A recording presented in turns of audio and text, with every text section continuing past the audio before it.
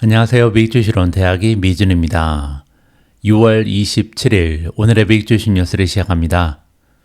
오늘도 변함없이 미국 주식 투자의 정석을 지키고 있는 미준에 오신 것을 환영합니다. 오늘도 소중한 구독자분께서 남겨주신 질문 하나에 대한 답을 드리면서 시작해 볼까 합니다. 오늘 함께 살펴볼 댓글은요. 하부지 민이라는 아이디를 쓰시는 분께서 남겨주셨고요. 안녕하세요. 항상 감사한 마음으로 즐겁게 시청하는 시청자입니다. 벌써 미준을 시청한 지 3년 반이 되어가네요.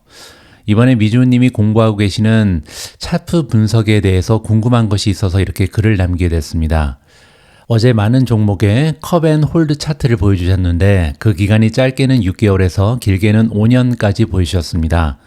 제가 개인적으로 궁금한 것은 주가의 상승 혹은 하락은 차트 기간에 비례한다고 생각하는 것이 맞는 것일까요? 혹시나 시간이 몸이 괜찮으시다면 짧게나마 지식 공유 부탁드립니다. 라고 질문을 남겨주셨습니다.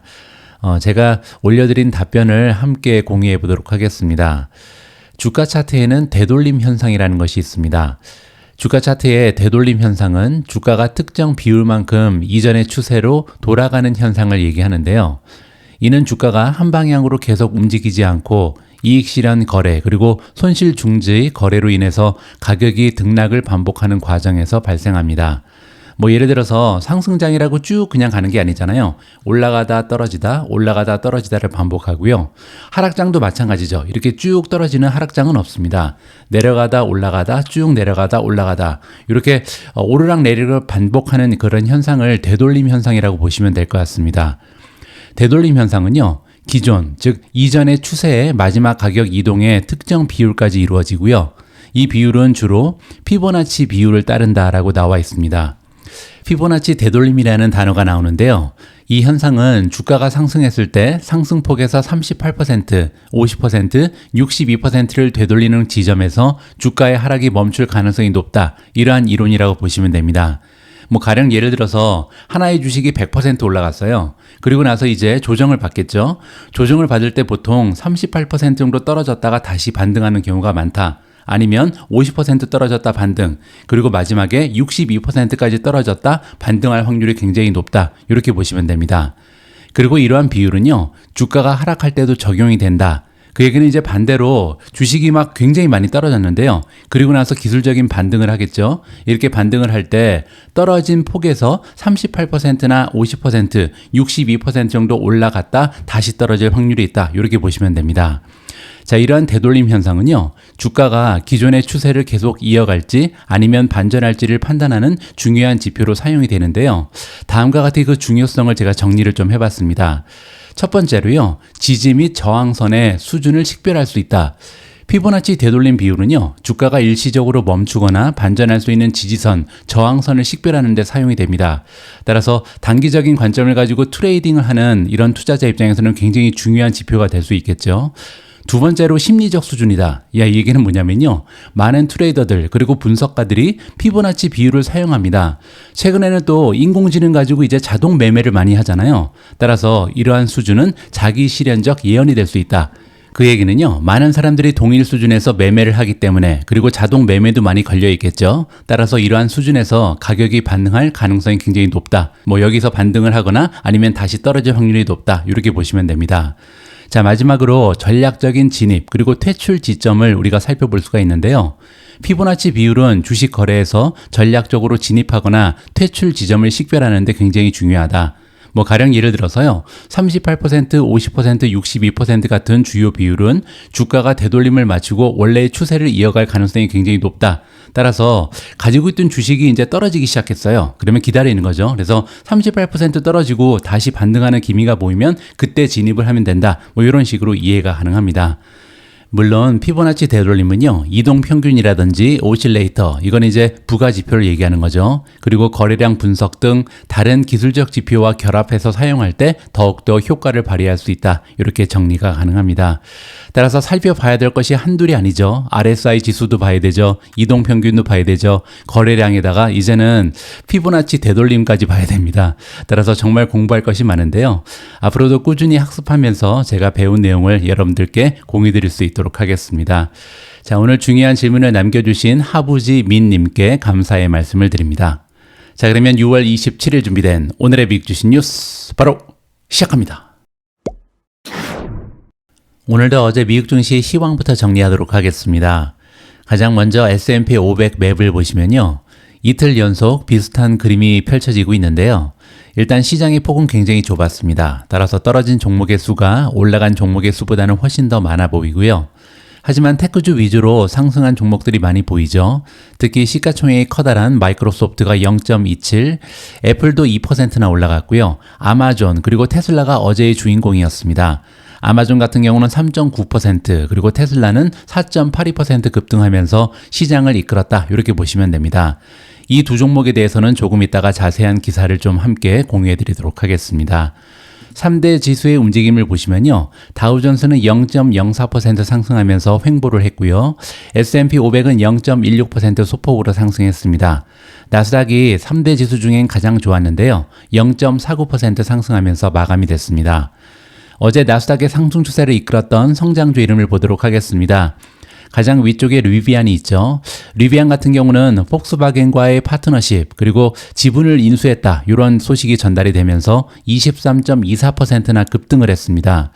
두 가지 부분이 발표가 됐는데요. 첫 번째는 리비안의 지분을 이제 폭스바겐이 샀다. 이 부분이고요. 또 하나는 조인트 벤처를 만든다. 따라서 두 가지의 호재가 겹치면서 주가가 큰 폭으로 상승했다. 이렇게 보시면 됩니다.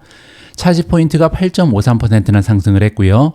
앨범R이 플러스 8.10, 모빌아이 플러스 7.94, DJT가 플러스 7.92, SQM 플러스 6.31, 니오 플러스 6.18, MDM, 몽고DB가 6.14% 올라갔고요. 테슬라가 플러스 4.81, 로쿠가 4.61% 상승했습니다. 어제 상승한 종목 중에 많은 부분이요. 전기차랑 연관이 있죠. 따라서 전기자동차가 그동안 굉장히 좋지 않은 주가의 흐름을 보였는데 일제히 반등을 시도하고 있다. 이렇게 정리가 가능합니다. 다음에는 어제 주가가 많이 떨어진 종목의 순위를 보도록 하겠습니다. 가장 위쪽에 앱티브가 나오는데요. 앱티브는 사실 전기자동차 수혜주입니다. 그럼에도 불구하고 어제 주가가 7.93%나 떨어졌잖아요. 그 이유는 뭐냐면 앱티브의 비즈니스 모델을 보면요. 기존의 전통적인 자동차 기업이 전기자동차로 전환할 때 도움이 되는 이러한 역할을 하는 기업입니다. 그런데 어제 발표된 내용은요. 폭스바겐 그리고 리비안이 합작회사를 만든다. 따라서 앱티브의 역할이 없어지는 거죠. 그러한 소식으로 인해서 7.93%나 급락을 했다. 이렇게 보시면 됩니다. 다음으로 DXYZ이 5.84% 떨어졌고요. 솔라 엣지가 굉장히 좋지가 않습니다. 5.34% 추가적으로 떨어지면서 YTD 수익률이 이제 마이너스 73.3을 찍고 있고요. 블룸에너지가 마이너스 5.26, VRT, 벌티브 홀딩즈가 5.14% 빠졌습니다. 그 밖에도 인텔리아가 마이너스 4.54, TMF가 4.26% 빠졌고요.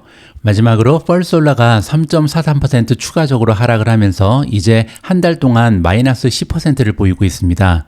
펄솔라 관련해서는요. 악재 하나가 발생했는데 이 부분을 잠깐 정리해드리죠. 펄솔라가요. 바이든 정부와의 정경 유착 의혹으로 주가가 하락했다라는 기사가 보도되고 있습니다. 펄솔라 경영진과 투자자들이요. 2020년에 민주당에 최소 200만 달러를 기부했고요. 그 이후에도 바이든 행정부에 280만 달러를 추가적으로 로비하는 데 썼다라고 기사에서 밝히고 있습니다. 이번 보고서에 따르면요. 펄솔라 대표와 로비스트는 2022년 말과 2023년에 인플레이션 감소법 시행에 핵심적인 역할을 했던 존 포데스타 그리고 바이든 관리들과 최소 4번이나 만났다라고 보도를 하고 있고요. 물론 이제 회사가 법을 위반했다라고는 주장하고 있지 않습니다. 하지만 그럼에도 불구하고 대선이 11월로 다가오고 있잖아요. 그 얘기는 이제 양방이 서로 흠집내기에 굉장히 집중할 가능성이 높죠. 따라서 그 얘기는요. 펄솔라처럼 이제 고래 싸움에서 등이 터져버리는 새우가 나타날 가능성도 있다는 거죠. 어떻게 보면 정치적인 리스크가 펄솔라에 악영향을 끼치고 있다. 이렇게 보시면 됩니다. 자, 그리고 굉장히 좋지 않은 부분은요. 펄솔라의 모멘텀이 굉장히 약화되고 있습니다. 26가지의 모멘텀 지표 중에 이제 11가지는 약세, 셀을 주장하고 있고요. 중립이 9가지, 그리고 매수 의견은 6가지밖에 남지 않았습니다. 따라서 전체적으로 주가가 힘을 잃었다, 이렇게 보시면 되겠죠. 더욱이 Relative Strength Index가 50 이하로 떨어졌고요. 거기에 10일, 20일, 30일 이평선이 차례대로 무너진 상황입니다. 자, 그리고 주가 차트를 잠깐 보여드릴 텐데요. 펄솔라의 3개월 주가 차트를 보시면 한동안 횡보했던 주가가 이제 이 횡보 구간을 뚫고 박스권을 이탈하면서 주가가 상승을 했었잖아요. 그런데 다시 하락 추세를 보이고 있고요. 한동안 다시 한번 횡보를 했었습니다. 그런데 이번에는 이 박스권을 위로 뚫은 것이 아니라 아래로 뚫고 내려오는 것을 우리가 직접 확인을 해볼 수가 있죠. 자, 그런데 문제는요. 여기에서 주가가 떨어진 것까지는 좋은데 중간에 이렇다 할 지지선이 보이지 않습니다. 따라서 굉장히 큰 폭으로 주가가 쭉 떨어질 가능성이 열려 있다. 이렇게 우리가 좀 부정적으로 해석이 가능한 거죠. 지금 보고 계신 차트는 5년 차트인데요. 5년 차트를 보면 조금 더 쉽게 보일 수가 있죠. 보시는 것처럼 주가가 이 지지를 받을 만한 지지선이 하나도 보이지 않는 상황에서 230 정도 가야 정고점이 보인다. 따라서 앞으로도 주가가 한참 떨어져야 정고점을 만나면서 조금씩 반등이 보이지 않을까. 이렇게 우리가 기대를 해볼 수가 있을 것 같습니다. 다음에는 1년 차트인데요. 1년 주가 차트도 마찬가지입니다. 지금 현재 222 부근에 나와 있는 작은 정고점을 제외하면요. 사실상 반등을 이룰 만한 하나의 계기가 보이지 않는다. 따라서 기술적인 분석을 해봤을 때 굉장히 좋지 않은 형국을 맞이하고 있는 것이 펄솔라라는 것을 우리가 그래프를 통해서 직접 확인해 볼 수가 있었습니다. 다음에는 미준 탑 12의 성적을 살펴볼 차례인데요. 여기 보시는 것처럼 미준 탑 12가 미준 탑 10으로 새롭게 태어났습니다. 이 부분에 대한 이야기를 먼저 드리는 것이 순서인 것 같은데요. 미준 탑픽 리스트가 탑 12에서 탑 10으로 업데이트 되었습니다. 기존에 포함되어 있던 종목 중에 아래 종목은 탈락했다. 세 종목을 이번에 탈락시켰는데요. 첫 번째는 벌티브 홀딩스, 두 번째는 펄솔라, 세 번째는 인피니언 테크놀로지입니다. 이 세 종목 모두 최근 주가의 모멘텀이 무너지면서 하락의 리스크가 커졌다라고 판단을 했고요. 이번에 새롭게 추가된 종목이 하나 있는데 바로 메타 플랫폼즈입니다. 참고로 이번에 업데이트된 미주원 탑픽 리스트는요.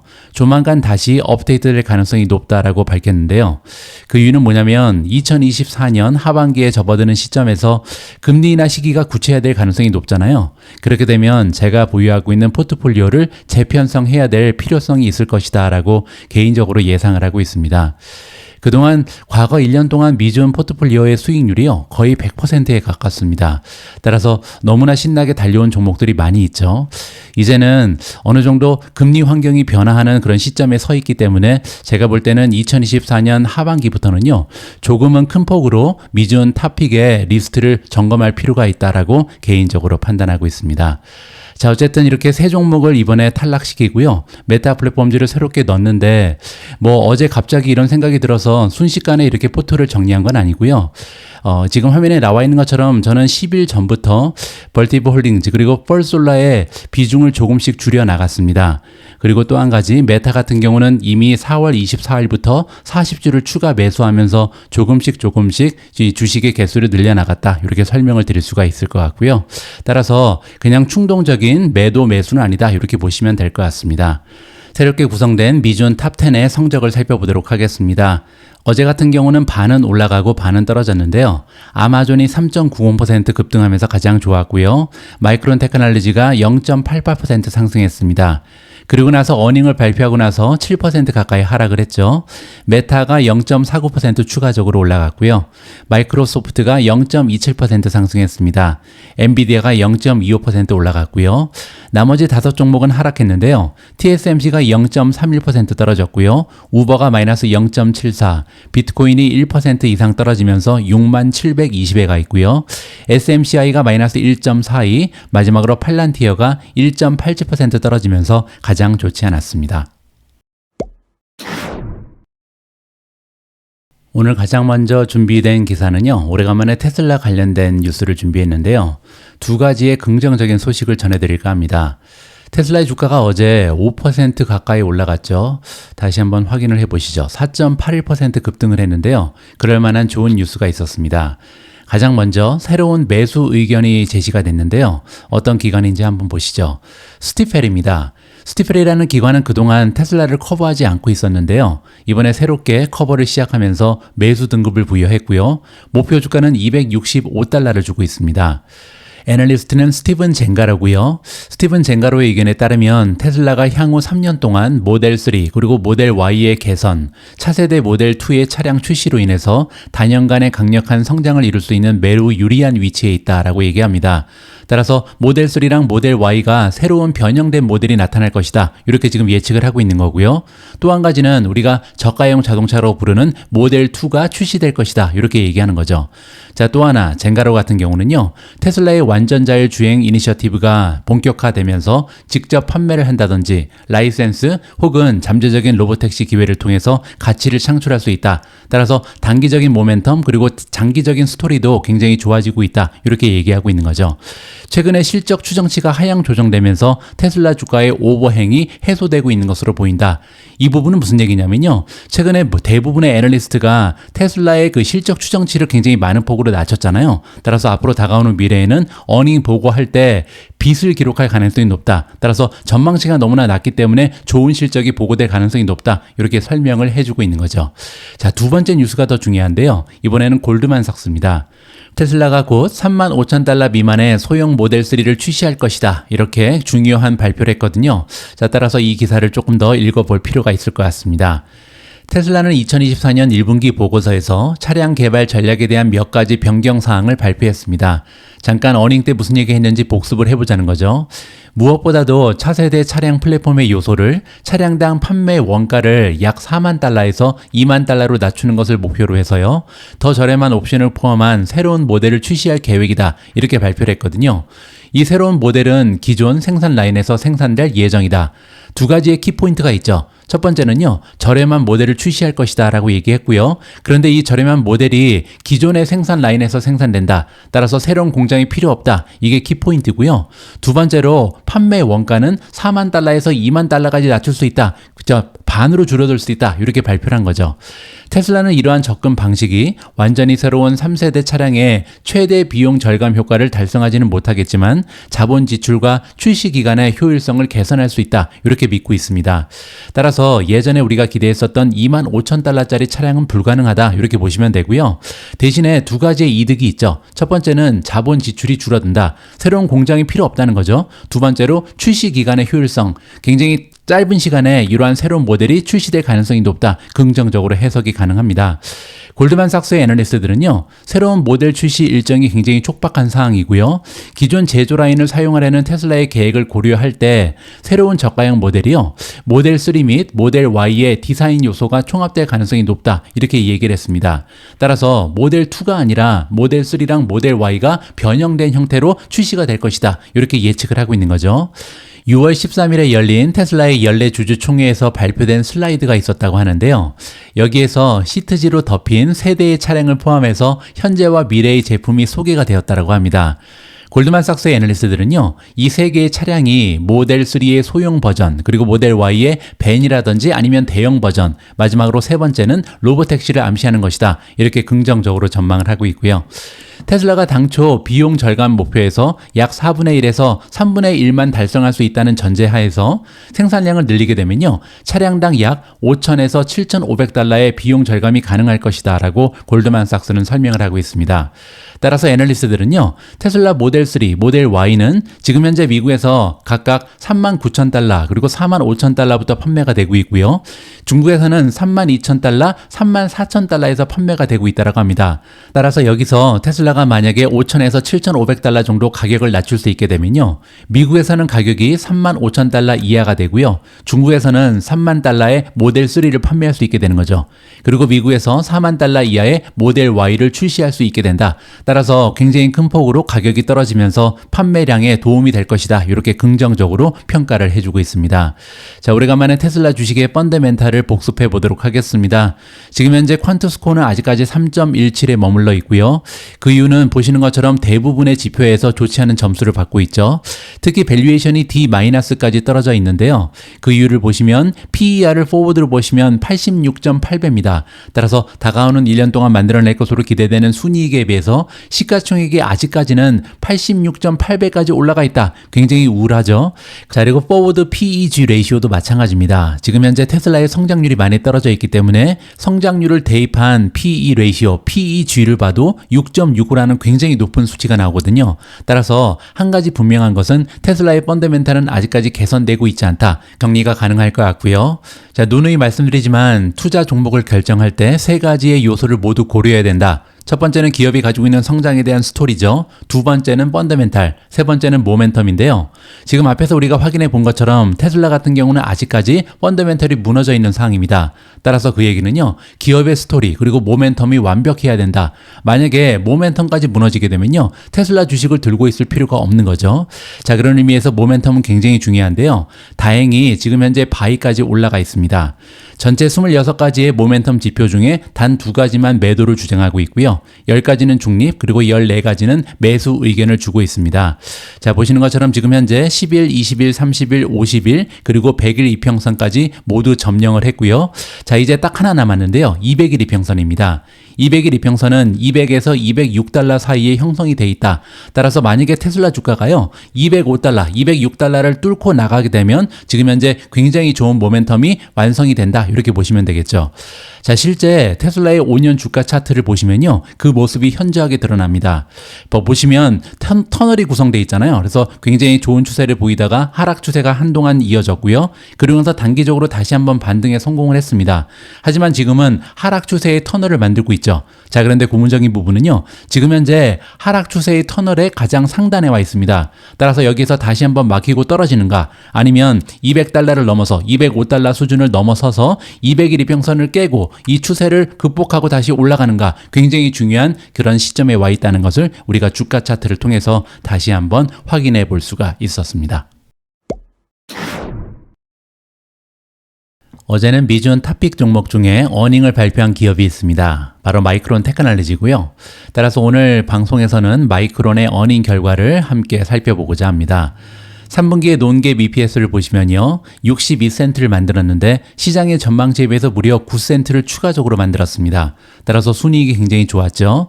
두 번째로 매출을 보시면요, 6.81 빌리언을 찍으면서 작년 대비 성장률은 무려 81.6%고요. 시장의 전망치에 비해서도 1억 4천만 달러를 추가적으로 만들었습니다. 따라서 순이익도 그렇고 매출도 그렇고 굉장히 훌륭한 실적을 발표했죠. 그럼에도 불구하고요, 마이크론 테크놀로지의 주가는 6.5% 어닝 발표 이후에 하락을 보이고 있습니다. 자, 그러면 도대체 어떤 부분이 마음에 안 들었나, 이 부분을 확인해야겠죠. 첫 번째는요, 영업 현금 흐름입니다. 24억 8천만 달러의 영업 현금 흐름을 만들어냈는데 시장의 예상치는 32억 4천만 달러였거든요. 따라서 순이익은 좋았으나 현금 흐름이 좋지 않았다. 이게 첫 번째 이유고요. 두 번째는 아무래도 가이던스죠. 다음 분기의 가이던스를 보시면요, 주당 1달러에서 1.16달러의 수익을 예상하고 있고요. 매출은 2억 달러를 더하거나 뺀 76억 달러가 될 것으로 예상이 나왔습니다. 그런데 시장의 전망치, 애널리스트들의 컨센서스를 보시면요, 매출 같은 경우는 75억 8천만 달러, 그리고 주당 순이익은 1.02를 예상하고 있었거든요. 따라서 가이던스가 컨센서스에 비해서 높긴 합니다. 하지만 그럼에도 불구하고 지금 시장에서는요, 인공지능 수혜주기 때문에 와우 실적, 그리고 와우 가이던스를 기대하고 있었던 거죠. 실적은 와우였습니다. 하지만 중요한 것은 가이던스는 와우라는 느낌을 주기에는 너무나 초라했죠. 그런 의미에서 주가가 떨어질 수 있는 계기가 마련됐다. 이렇게 정리가 가능합니다. 자, 하지만 긍정적인 부분은요, 머닝콜에 등장한 마이크론의 CEO는요, 굉장히 자신감에 넘치는 그런 코멘트를 많이 날렸고요. 2025년 사상 최고의 매출을 예상하고 있다. 긍정적인 전망을 제시하고 있습니다. 조금 더 자세한 내용을 살펴보시죠. 마이크론 테크놀로지는요, 고대역폭 메모리 판매가 2024년 회계연도에는 매출이 수억 달러 수준이었는데요. 2025년 회계연도가 되면 수십억 달러로 확대될 것이다. 따라서 엄청나게 많은 이 고대역 메모리가 판매될 것이다. 이렇게 지금 얘기를 하고 있는 거죠. 수요일 오후에 열린 2024년 회계연도 3분기 재무실적 컨퍼런스콜에서요, 산제이 메우로트라 CEO는 2025년 회계연도에는 전체 디램 시장 점유율에 상응하는 HBM 시장 점유율을 달성할 것으로 예상한다. 이렇게 발표했습니다. 이 얘기는요, 지금 현재 D램 시장에서 마이크론은 3등 기업이죠. 삼성, SK 하이닉스에 뒤이어서 3위를 차지하고 있는 기업인데요. HBM도 우리가 3위 한다 이렇게 얘기한 거죠. 우리의 HBM은 2025년 공급량의 압도적인 대부분에 대해서 이미 계약된 가격으로 칼렌더 이어 2024년 그리고 2025년까지 완전히 매진됐다. 따라서 이제 없어서 못 산다. 이렇게 자랑을 한 거죠. 엔비디아는요, 마이크론 HBM3E의 주요 고객입니다. 그리고 또한 마이크론은요, 현재 HBM4 그리고 HBM4E의 새로운 신상 모델을 개발 중에 있다. 따라서 앞으로도 계속해서 매출이 증대될 것이다. 이렇게 기대를 해볼 수가 있는 거죠. 산제이 메우로트라 CEO는요, 2025년을 내다볼 때 AI PC 그리고 AI 스마트폰에 대한 수요, 데이터 센터의 지속적인 AI 수요 때문에 기록적인 매출을 견인할 것이다. 앞으로도 우리의 매출은 계속해서 상승한다. 이렇게 자신 있게 얘기를 했고요.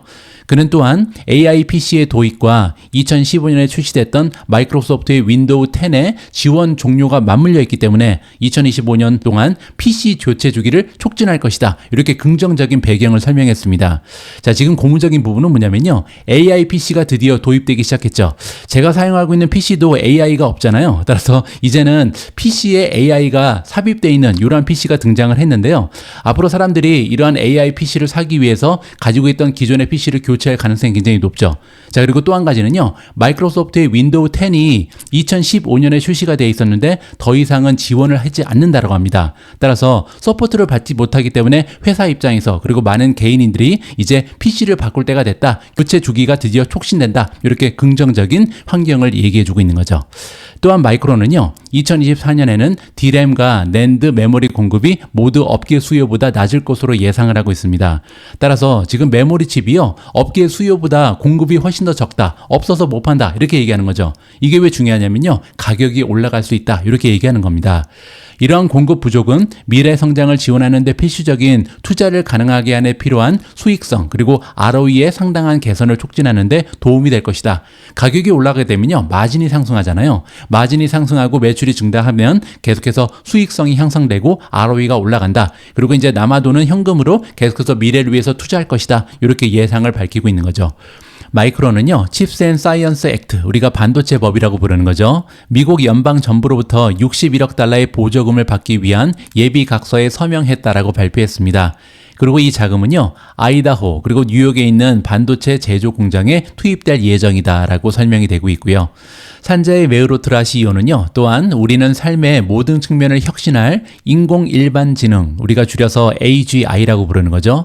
AGI는요, 지금 현재 우리가 구현하고 있는 AI의 상위 단계라고 보시면 됩니다. 인간의 지능을 넘어서는 이러한 인공지능을 얘기하는 거고요. 따라서 단연간의 경쟁의 초기 단계에 있다. 인공지능은 아직 시작에 불과하다. 우리는 인공지능 수혜주고 이제부터 엄청난 성장이 준비되어 있다. 이렇게 다시 한번 이야기를 한 거죠. 자, 다음에는 마이크론 주식의 모멘텀을 살펴보도록 하겠습니다. 26가지의 모멘텀 지표 중에 2가지만 매도 의견을 주고 있고요. 9가지는 중립, 15가지는 매수 의견을 제시한다. 따라서 어제 주가가 많이 떨어졌음에도 불구하고 아직까지는 주가의 흐름이 나쁘지 않다. 이렇게 정리가 가능하겠죠. 주가 차트 잠깐 보겠습니다. 5년 주가 차트를 보시면요, 여기 컵 앤 핸들이 선명하게 그려져 있죠. 따라서 아직까지는 장기적인 추세가 굉장히 좋다. 이렇게 보시면 되고요. 1년 주가 차트도 마찬가지입니다. 터널이 굉장히 선명하게 잡혀 있죠. 따라서 지금 주가가 오르락 내리락을 반복하는 이런 터널 안에 머물러 있다. 따라서 중기적으로 봐서도 주가가 크게 흔들리지 않았다는 것을 살펴볼 수가 있을 것 같습니다. 중요한 것은요, 이제 주가가 여기까지 떨어지고 다시 반등이 가능한가, 터널 안에 계속해서 머물러 있는가, 이 부분을 확인할 필요가 있다라고 개인적으로 판단합니다. 다음으로 준비된 기사에는 아마존이 등장합니다.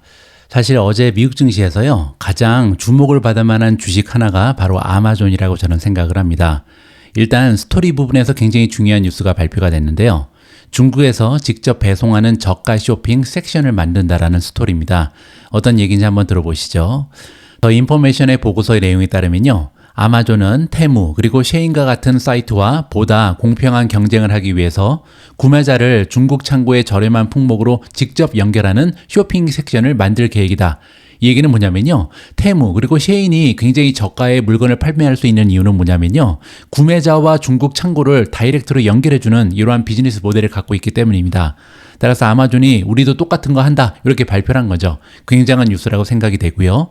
보고서에 따르면요, 새로운 온라인 카탈로그에는 브랜드가 없는 패션이라든지 가정용품, 기타 품목이 포함될 예정이고요. 중국에 있는 판매자가 9일에서 11일 사이에 서방 국가의 구매자에게 직접 배송할 수 있는 구조가 형립이 된다. 이렇게 보시면 됩니다. 뭐 쉽게 얘기해서 테무랑 똑같이 할 것이다. 우리 그냥 따라간다. 이렇게 보시면 되겠죠. 아마존은요, 최근 비공개 회의에서 중국 판매자 그룹에게 이 아이디어를 선보일 것으로 알려졌다. 보고서가 전달을 했고요.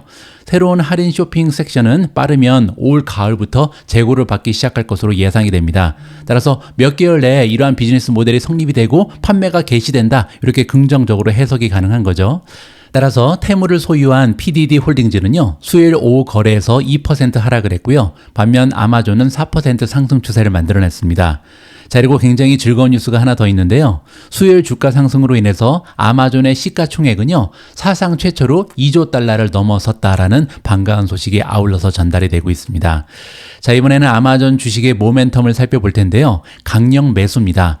26가지의 모멘텀 지표 중에 단 한 가지도 매도 의견이 나오지 않고 있고요. 중립은 10가지, 그리고 16가지의 지표가 매수해라, 지금 아마존 주식 사야 된다, 이렇게 외치고 있습니다. 자, 그리고 밑으로 내려가서 주가 차트를 좀 보여드릴 텐데요. 굉장히 다양한 기간의 주가 차트에서 굉장히 예쁜 주가 차트가 차례대로 나오고 있습니다. 일단 첫 번째로 장기적인 추세를 보시죠. 5년 차트인데요. 제가 며칠 전에 한번 보여드린 것처럼 아마존의 장기 차트는 굉장히 좋습니다. 보시는 것처럼 컵 앤 핸들이 형성이 되고 있는 이런 형국이 발견이 되죠. 자, 그리고 한 가지 더 좋은 부분은 뭐냐면요, 전고점이 여기 있었죠. 자, 전에 전고점을 뚫기 위해서 2번이나 노력을 하다가 계속해서 2번 연속 좌절이 됐었잖아요. 그리고 주가가 엄청나게 많이 떨어졌습니다. 자, 그런데 이번에 드디어 전고점을 돌파하면서 시가총액 2조 달러 기업이 됐다. 굉장히 커다란 이정표가 완성이 된 거죠. 자, 그리고 이번에 굉장히 고무적인 부분은 뭐냐면요, 최근에도 전고점을 돌파하기 위해서 2번 정도 노력을 하다가 좌절이 됐었습니다. 그런데 드디어 3번 만에 이번에 달성을 했다. 따라서 추세가 굉장히 좋다는 것을, 강력하다는 것을 확인해 볼 수 있는 기회였고요. 자, 다음에는 1년 차트인데요. 1년 주가 차트도 굉장히 긍정적이죠. 우상향하고 있는 터널 안에서 주가가 오르락내리락을 반복하고 있는 것을 쉽게 파악해 볼 수가 있잖아요. 자, 그리고 지금 현재 주가는요, 오름세에 있습니다. 따라서 여기 바닥을 찍고 올라가는 형국에 있다. 따라서 계속해서 한동안 올라갈 여지가 남아 있다는 것을 직접 확인해 볼 수가 있겠죠. 자, 다음에는 6개월 차트인데요. 6개월 차트도 굉장히 긍정적이죠. 자, 여기 두 줄로 제가 그어놨는데요. 완전히 박스권이잖아요. 한동안 이 박스권에서 머물렀던 주가가 드디어 뚫고 나갔습니다. 따라서 박스권에서 위로 돌파를 했기 때문에 굉장히 추세가 좋다는 것을 다시 한번 재확인할 수가 있는 거고요. 자, 하나만 더 보죠. 3개월 차트도 좋습니다. 지금 보고 계신 차트는 아마존 주가의 3개월 차트인데요. 여기 제가 보기에는 컵 앤 핸들이 굉장히 선명하게 나와 있죠. 따라서 장기적인 차트를 봐도 그렇고 중기적인 차트, 그리고 단기적인 차트 모두 굉장히 멋진 모습을 완성한 게 바로 아마존의 주가 차트다. 따라서 지금부터 아마존의 주가는 한동안 달릴 가능성이 굉장히 높다라고 개인적으로 판단을 하고 있습니다. 오늘 마지막으로 준비된 기사는 굉장히 흥미진진합니다. 비트코인 그리고 소형주는요, 곧 함께 상승할 것이다 라는 예측인데요. 어떠한 논거가 있는지 직접 한번 그 이야기를 들어보시죠. 암호화폐와 주식의 상관관계는요, 디지털 자산 트레이더들 사이에서 꾸준히 주목받아온 주제다라고 나와 있습니다. 왜냐면요, 비트코인과 같은 디지털 자산에 투자하는 사람들의 입장에서는 펀더멘탈을 측정할 수 없기 때문에 중요한 것은 모멘텀이잖아요. 따라서 모멘텀을 참고할 것이 없다. 따라서 어떤 주식이 올라갈 때 암호화폐가 올라가는지 이걸 비교 분석하는 것이 굉장히 중요하다. 이렇게 얘기하는 거죠. 일부 분석가들은요, 비트코인의 수익률을 바탕으로 주식의 성과에 대한 단서를 얻으려고 노력했고요. 최근에 스티플이라는 주식기관의 전략가 팀은 비트코인의 약세로 인해서 임박한 여름의 S&P 500 조정의 신호가 될 수 있다. 이렇게 그들의 예상을 밝혔습니다. 따라서 먼저 비트코인이 달리지 못했기 때문에 주식도 곧 떨어질 것이다. 이러한 논리를 제시하고 있는 거죠. 이거는요, 비트코인이 한동안 태그 주식하고 맞물려서 오르락내리락을 반복했기 때문입니다. 따라서 지금 현재 비트코인이 먼저 떨어지면서 다음에 떨어질 것은 테크 주식이다. 그리고 메가테크 기업이 떨어지게 되면 전체적으로 미국 증시가 하락할 것이다. 이러한 논리가 지금 나와 있는 거죠. 자, 한편 수요일 전화 인터뷰에서 펀드 스트랫 글로벌 어드바이저의 디지털 자산 전략 책임자 션 파렐은요, 유동성 상황이 개선되고 달러가 하락하게 되면 비트코인이 상승할 가능성이 높다라고 주장을 합니다. 그리고 한 가지 더 소형주, 동일 가중지수, 신흥시장과 같은 매크로에 민감한 주식은 동반 상승할 가능성이 높다. 이렇게 언급을 하고 있고요. 따라서 중요한 것은 전체적인 시장이 아니라요. 소형주가 올라가는가, 그리고 동일 가중지수, 이건 뭐냐면 테크주에 한정된 게 아니라요. 동일하게 가중지수를 둔 S&P 500을 얘기합니다. S&P 500은 500대 기업이 들어가 있잖아요. 따라서 비중을 2%에 맞추는 거죠. 자, 그리고 세 번째, 신흥시장, 인도시장 같은 제3세계의 주식시장이 올라가는가 떨어지는가, 이 부분이 굉장히 중요하다라고 얘기하는 거죠. 지금은 너무나 일부 기업에, 그리고 메가테크 기업들이 이끌고 있는 그런 시장이기 때문에 같이 올라가지 못하고 있는 것이 비트코인이다. 이렇게 정리가 가능합니다. 자, 따라서 결국은요, 매크로가 중요하다는 얘기죠. 지난주 비트코인은요, 시가총액 가중 지수보다 동일 가중 주가 지수와 더 강한 상관관계를 보였다. 이렇게 션 파렐이 밝히고 있습니다. 또 한 가지, 암호화폐는 소형주 및 신흥시장 주식과도 더 강력한 상관관계를 보였다. 따라서 소형주라든지 신흥시장이 올라가면 암호화폐가 같이 올라가고요. 소형주가 떨어지고 신흥시장 주식이 떨어지게 되면 같이 암호화폐도 떨어졌다. 이렇게 지금 결론을 내고 있는 거죠. 자, 여기서 어느 정도 분명한 결론은 뭐냐면요. 주식시장이 상단에 집중돼 있고 그 얘기는 메가테크 기업들이 집중적으로 올라가고 있다는 거죠. 그리고 거시적인 금융 조건의 완화가 아닌 칩 제조업체와 하이퍼스케일러의 수익 기대감 증가로 랠리를 벌이고 있다는 점이다. 굉장히 중요한 얘기를 하고 있습니다. 이 얘기가 뭐냐면요. 지금 현재 미국 증시가 1년 넘게 달리는 이유는요. 사실 금융 조건이 완화된 게 아니죠. 왜냐하면 금리는 아직까지도 역사적으로 굉장히 높은 수준에 머물러 있잖아요.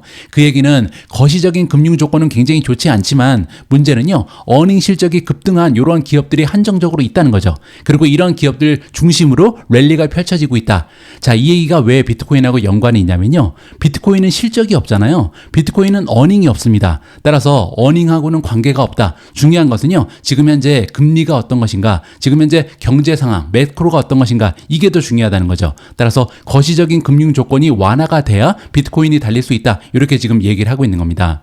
자, 올해를 내다보면 연준의 잠재적 금리 인하는요. 암호화폐와 주식, 특히 금리에 민감한 주식에 모두 도움이 될 것이다 라고 또 다른 전문가가 얘기를 합니다.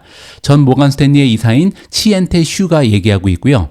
인플레이션이 약화되고 고용시장이 좋아 보인다고 가정을 하게 되면요. 연착륙할 가능성이 매우 높아 보입니다. 그렇게 되면 연말까지 완화 사이클에 진입할 가능성이 매우 높다. 이렇게 지금 이야기를 하고 있고요. 따라서 연말부터 이제 완화 사이클이 진입한다. 금리가 떨어지기 시작한다. 이렇게 가정을 하게 되면 그때부터 금리에 민감한 소형주라든지 암호화폐가 달리기 시작할 것이다. 이러한 예상이 대두가 되고 있는 거죠. CME 페드 와치 도구에 따르면 현재 연준 금리 선물 트레이더들은요. 9월부터 연말까지 두 차례의 0.25%포인트 금리 인하를 염두에 두고 가격을 책정하고 있습니다. 두 번은 떨어질 것이다. 이러한 기대감이 아직까지 팽배한 거죠.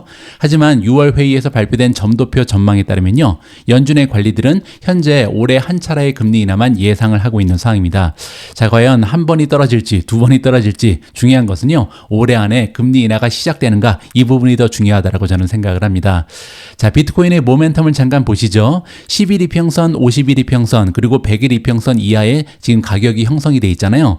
자, 중요한 것은요. 66,000입니다. 따라서 50일도 그렇고 100일도 다 66,000에 가 있잖아요.